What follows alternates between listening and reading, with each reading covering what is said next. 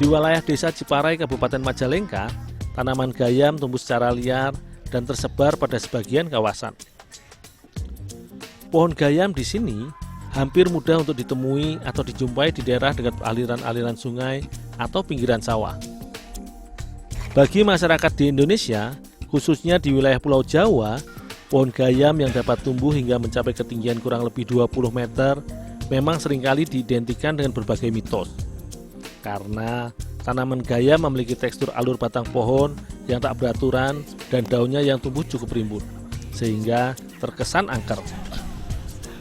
Namun, sebenarnya tanaman gayam memiliki beragam manfaat, seperti kayunya yang kokoh, dijadikan bahan furniture, dan juga buahnya yang dapat diolah sebagai salah satu bahan sumber pangan lokal.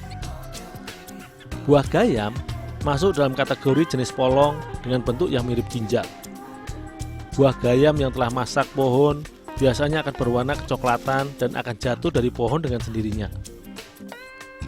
Buah dari tanaman iklim tropis yang dapat tumbuh di dataran rendah hingga ketinggian 500 meter di atas permukaan laut ini biasanya dapat dipanen ketika mulai bulan November hingga bulan Februari.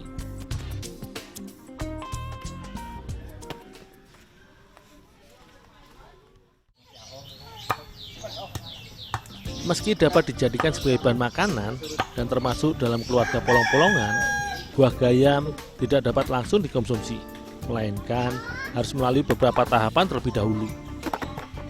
Buah gayam hampir sama dengan kerabatnya, yaitu jengkol, di mana memiliki karakter kulit yang keras.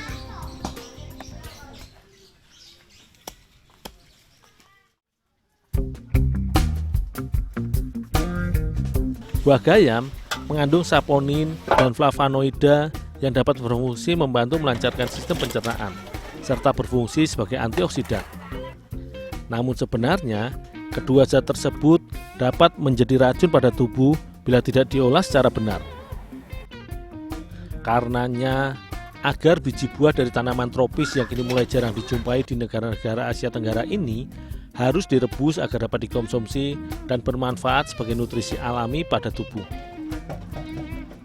Proses perebusan gayam biasanya berlangsung sekitar 1 hingga 2 jam lamanya, agar teksturnya empuk dan aman untuk dikonsumsi karena berkurangnya kadar racun. Setelah matang dan empuk, buah gayam pun selanjutnya dipotong menjadi beberapa bagian.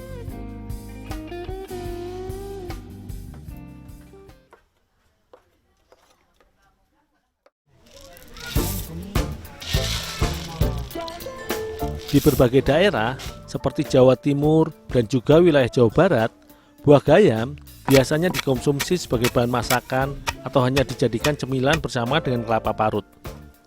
Namun kali ini, aku bersama warga di Desa Ciparai ini akan mencoba mengolah buah gayam menjadi salah satu bahan jajanan tradisional, yaitu kue blengep. Sementara aku mengolah buah gayam, Ibu Romli pun menyiapkan beberapa bahan tambahan seperti kacang hijau dan kelapa parut yang sudah disangrai untuk ditumbuk bersama dengan gula merah sebagai adonan bahan isian kue basah ini.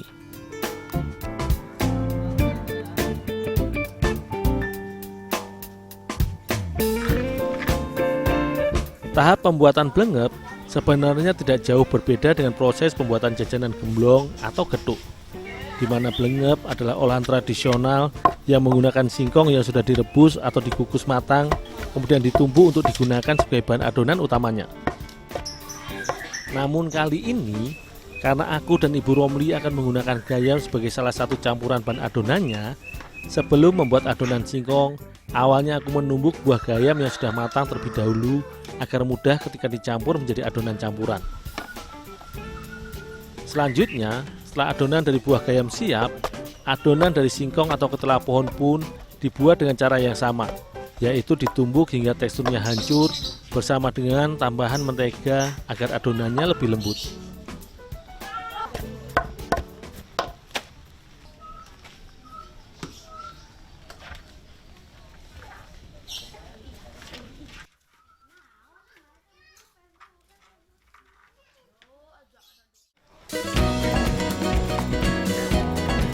Blengep merupakan jajanan tradisional dari wilayah Jawa Barat. Dia serupa dengan jajanan gemblong cotot di daerah Jawa Tengah, di mana adonan singkong diberi isian unti. Hanya saja kali ini aku bersama warga di sini melakukan modifikasi terhadap jajanan tradisional ini. Adonan blengep tidak hanya menggunakan singkong, melainkan ditambahkan gayam. Selain itu, adonan isian pun dibuat secara kering, di mana kelapa parut dan gula merah tidak dimasak, melainkan ditumbuk halus dengan tambahan kacang hijau. Blengep sebenarnya merupakan salah satu olahan kuliner atau jajanan khas dari Indramayu. Cemilan tradisional ini meski kini sudah cukup jarang dijumpai, namun masih banyak digemari karena memiliki sensasi cita rasa yang unik. Bu, blengep ini cuma gini aja bisa dimakan langsung? Iya, bisa langsung dimakan bisa. Kalau mau digoreng bisa. Oh, ini makan langsung bisa, digoreng juga bisa? Iya, iya. Saya cicip satu ya Bu ya? Oh iya ya, udah enak ya.